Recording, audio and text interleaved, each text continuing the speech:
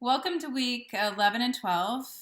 We will be revisiting Elizabeth Catlett, the artist we visited last time in week 9 and 10 for our soap sculptures.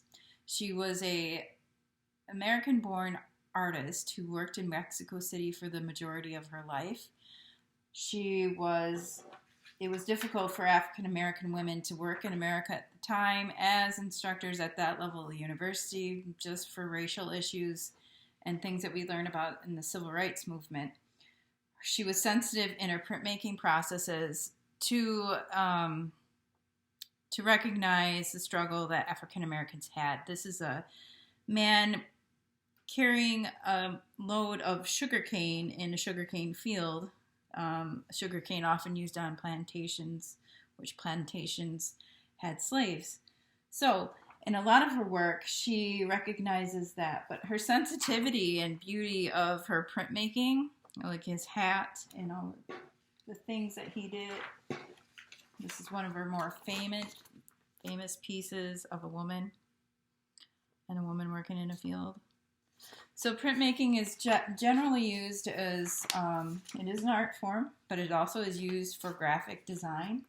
And that's one of our vocabulary words. A graphic designer is a professional within the graphic design and graphic art industry.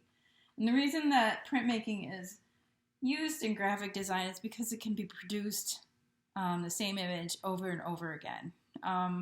Because of technology, now we can use computers to do that process. But back in the time that she was working, it was more often used to repeat images in the same way over and over again. I have listed in your packet linoleum or woodblock printing, but we're going to focus on the styrofoam printing part of all of this. We can still get some of the same looks from doing it on styrofoam. This is a styrofoam where people pushed into the styrofoam. And so I will explain that process as we go along. I will have sent you a meat tray home. It's going to look like this. You can use any meat tray if you have some of your own and want to do more than one. You can cut off the sides so you can have the flat side that has no printing on it. This one I'm actually going to use, no, I'm not actually. I'm going to use to show you. I'm sure it will show up a little bit better on the video than the white. So as I begin, I would like you to do some sketchbook practice. I chose an aloe plant as my subject matter. And I looked and observed at my aloe and I started sketching. And I started sketching this picture. And it was too big. I wasn't able to fit most of the aloe on my page. So I started over. It's okay to start over. If I really wanted to conserve my paper, I would have tried maybe drawing smaller on top and erase, drawing lightly the first time. And unfortunately, I didn't. So I flipped the page, which is okay, but not always. This time I did.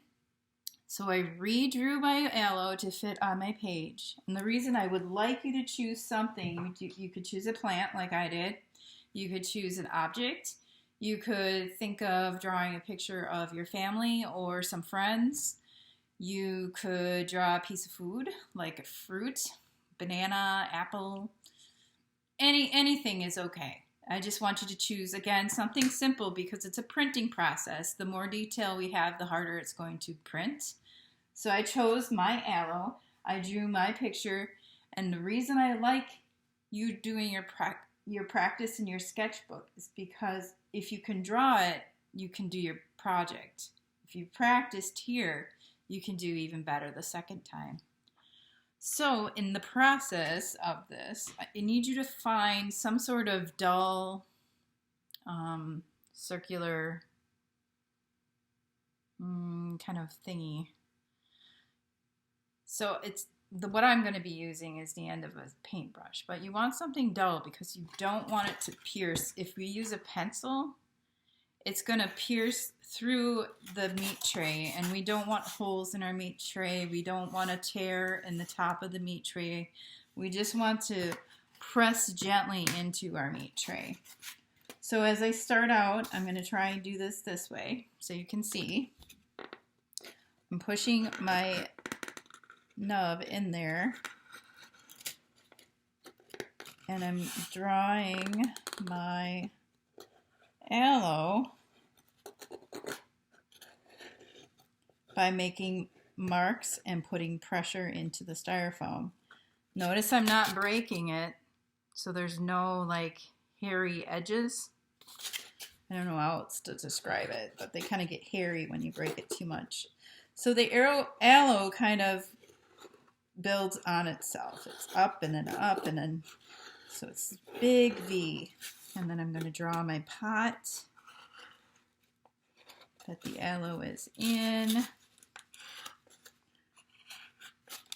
And it looks sort of like that. So the one that I prepared, which is not on the inside of the tray, because if I was going to use this, I would have to cut the edges off. I need to get to that part to print. So I did it on the back of an aloe tray, of a meat tray. And none of them are broken. Looks like they're a little deep right here, but none of them are broken. And you want them kind of deep, because the deeper they are, the better they're going to print. So I've prepared that, and that's my aloe. I'm going to paint it. If you were here last year, we did some Christmas cards with Christmas trees and did some printing this way, but I wanted us to revisit it again. So I'm going to paint my tray very lightly.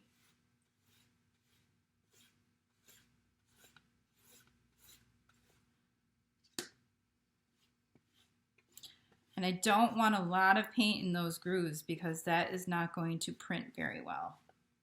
I won't have the detail. So I'm going to have to go through that and gently push on that. So I've got it painted. I chose a green piece of paper, and I'm going to press onto my paper like so.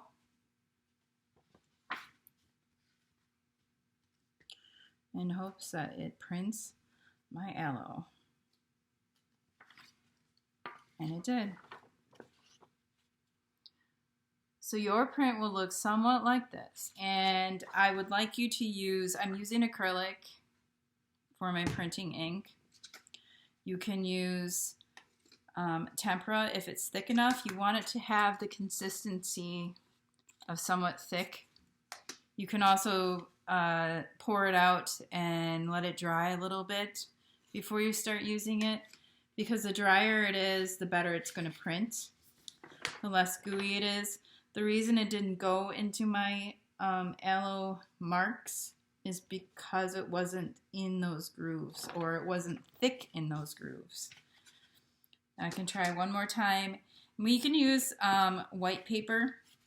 That is fine too. I'll do that. I will just go and grab a piece real quick. Just regular old printer typing paper. And I'll show you how that looks on white. So you can choose whatever paper you've got. I will be sending a meat tray home. And enjoy this project because it can be fun, and you can repeat the image over and over again, just like a printmaking graphic artist. So I painted it again, and I'm pressing it on the paper.